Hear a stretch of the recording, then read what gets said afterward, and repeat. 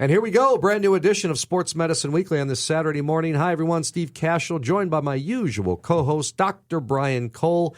He is the head team physician for the Chicago Bulls, one of the co-team physicians with the White Sox, and a sports medicine specialist, orthopedic surgeon from Midwest Orthopedics at Rush. Our website is sportsmedicineweekly.com.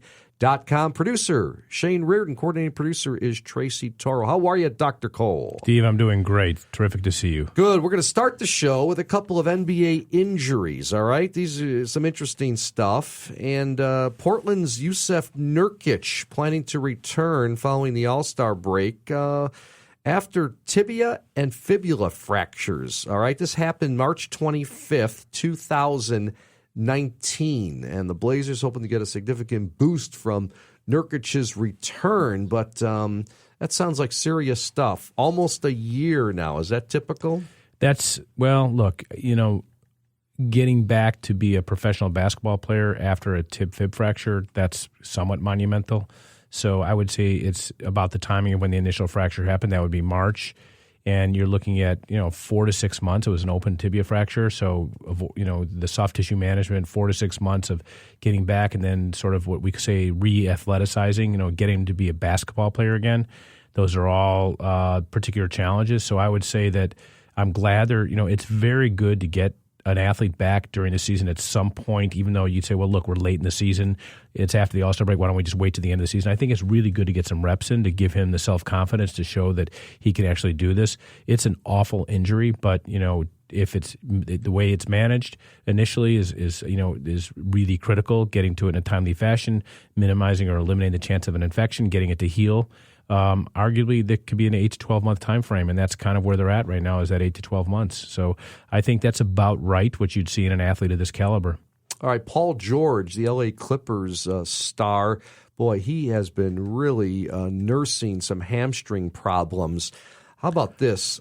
Third hamstring injury since early January for Paul George, reportedly tightness and or strain.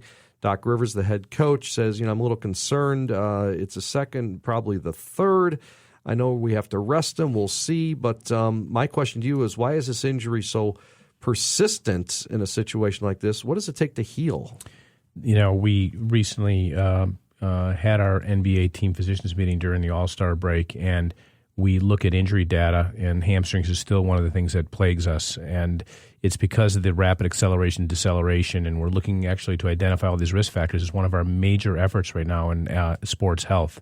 And I would tell you that repeated hamstring injuries is also a problem, and that's something else we're looking at.